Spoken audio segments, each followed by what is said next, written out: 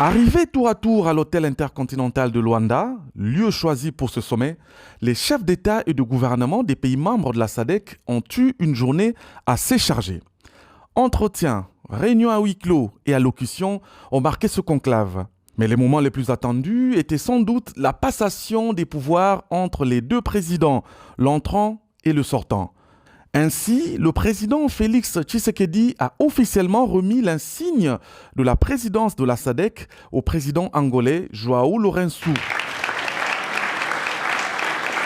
À vous, chers frères, João Manuel Gonçalves Lourenço, président de la République d'Angola et président entrant de la SADC, au moment où je vous cède le fauteuil de la présidence de la Communauté de développement de l'Afrique australe, je suis convaincu que notre programme de développement régional atteindra de nouveaux sommets. Je vous cède donc fièrement la présidence de cette organisation avec beaucoup d'optimisme quant à son avenir prometteur.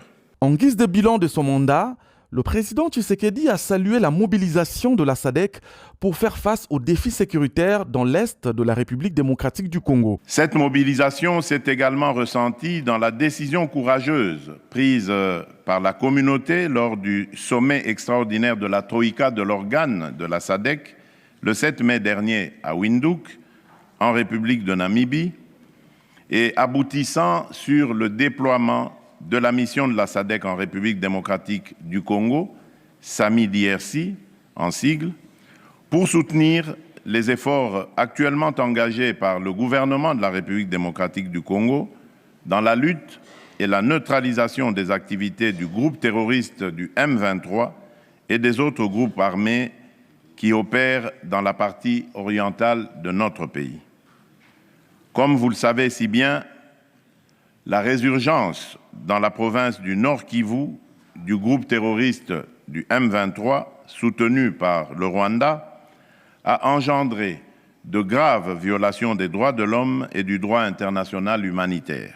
Le chef de l'État a rappelé les conséquences tragiques de la crise sécuritaire dans l'Est de la RDC. Le peuple congolais, dit-il, garde tout de même cet espoir et cette confiance en la capacité des FARDC, Forces armées de l'RDC, à venir à bout de l'ennemi. Le président Tshisekedi souhaite par ailleurs que l'appui annoncé de la mission de la SADC en RDC soit tout aussi déterminant et efficace que le soutien apporté aux forces armées et de défense du Mozambique. Après ce 43e sommet, rendez-vous en 2024 pour la prochaine rencontre.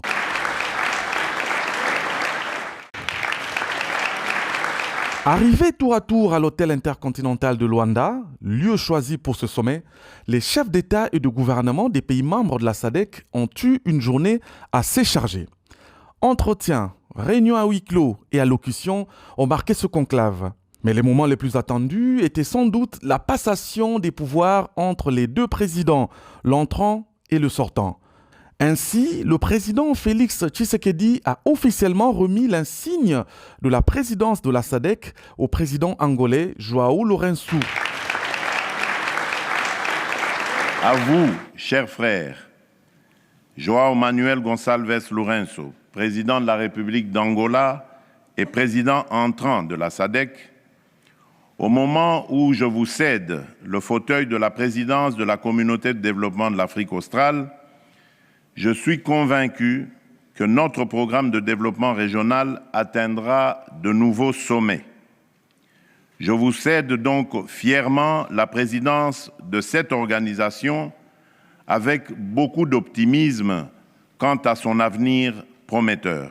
En guise de bilan de son mandat, le président Tshisekedi a salué la mobilisation de la SADC pour faire face aux défis sécuritaires dans l'Est de la République démocratique du Congo. Cette mobilisation s'est également ressentie dans la décision courageuse prise par la communauté lors du sommet extraordinaire de la Troïka de l'organe de la SADC le 7 mai dernier à Windhoek, en République de Namibie, et aboutissant sur le déploiement de la mission de la SADC en République démocratique du Congo, SAMI-DRC en sigle, pour soutenir les efforts actuellement engagés par le gouvernement de la République démocratique du Congo dans la lutte et la neutralisation des activités du groupe terroriste du M23 et des autres groupes armés qui opèrent dans la partie orientale de notre pays.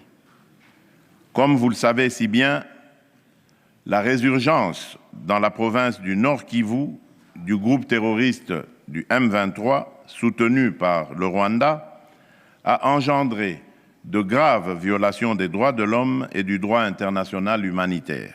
Le chef de l'État a rappelé les conséquences tragiques de la crise sécuritaire dans l'Est de la RDC.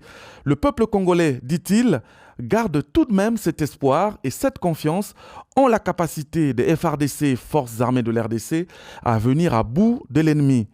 Le président Tshisekedi souhaite par ailleurs que l'appui annoncé de la mission de la SADC en RDC soit tout aussi déterminant et efficace que le soutien apporté aux forces armées et de défense du Mozambique.